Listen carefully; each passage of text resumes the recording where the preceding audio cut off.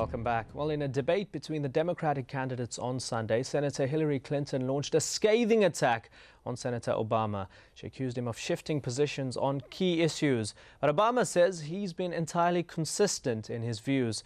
Let's take a quick look at Obama's positions on some major campaign issues.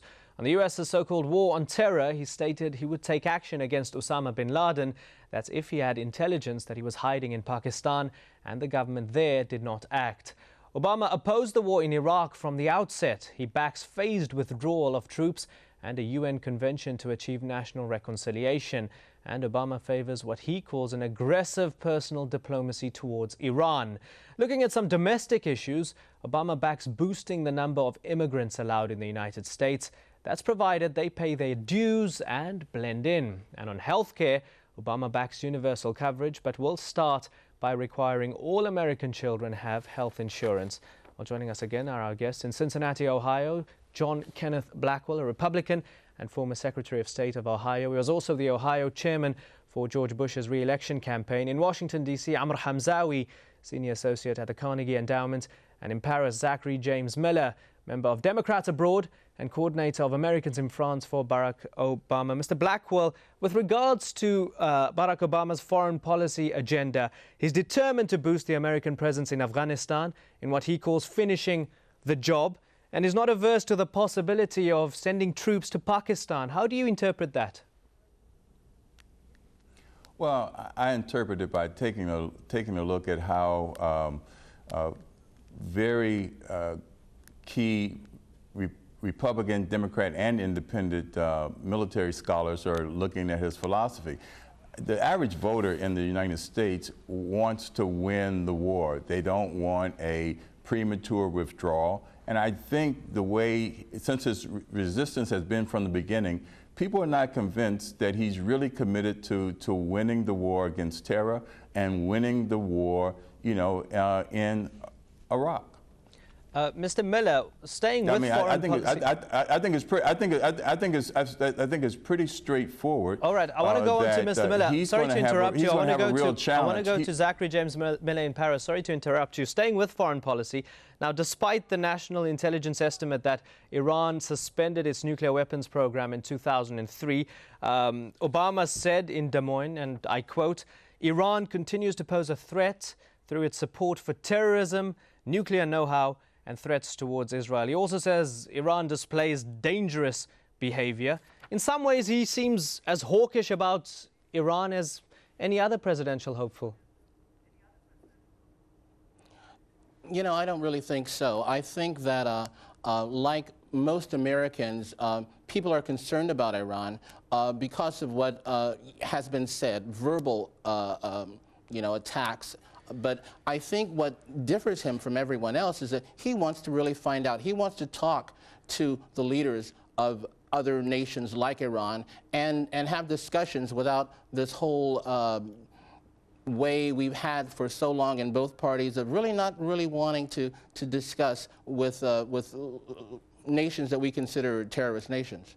Amr Hamzawi, how will people... I'm sorry to interrupt you. I want to bring Amr Hamzawi in. Amr Hamzawi, how will people in countries like Afghanistan, Iraq, Iran be following Obama's progress? Is he necessarily their man of choice to lead the world's biggest superpower or only superpower? This is a question which cannot be answered as of now. I mean, a great deal of what Obama has been saying about foreign policy issues is rhetorical and is addressed, in fact, to a constituency in the U.S., to domestic constituencies, and in order to play the tough guy game. I mean, Obama comes in, as any other Democratic candidate, with a bagage of being heavily criticized over the last years for compromising America's positions on the war on terror, on Iraq, on Afghanistan. So he comes in and plays rhetorically the tough guy game. And this will continue up until November 2008. Now, if we take Obama seriously and look at what he has been stating, apart from rhetorical issues about foreign policy issues, there are two lines. One on Iran and Syria, which is based on active engagement, and I do believe for Arabs, for Muslims, for Middle Easterners, this is definitely the right choice. And the second line, which is on withdrawing from Iraq. And here we comes into a more complicated issue, whether we do like America to withdraw right away, or whether we do prefer America to stay say for a while, to stabilize Iraq. These are tougher issues to decide on from a Middle Eastern or from an Arab Muslim perspective. But Obama is difficult to judge as of now whether he will be our candidate, quote unquote, or not. Mr. Blackwell, do you agree? No, I really don't agree. I think it's pretty clear in a domestic context that because of his resistance to the engagement in the first place, he is viewed as one who would be more inclined for immediate withdrawal than some of the other Democrats, but most of the other Republicans, with the exception of Ron Paul. You know, so I think he has a point of view that he has articulated, and it is one of, you know, withdrawal from Iraq. And I think he has gotten out in front of the current administration in terms of showing a willingness to engage in Iran.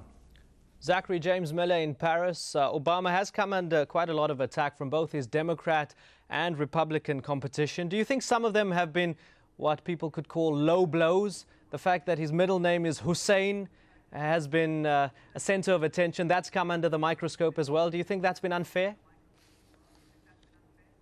Oh, you know, we expected that. I think, you know, that's, you know, just part of the Republican dirty trick book. No one ever expected that. That wouldn't come up. So I expect that. I expect the Republicans more, didn't do that. Republicans did not do that. Now, you ought to be ashamed of yourself. That came right out of the Clinton campaign. It did? I heard it on Fox News. That came right out of the Clinton campaign. You should be ashamed of yourself. Let Mr. Miller continue. Let Mr. Miller continue.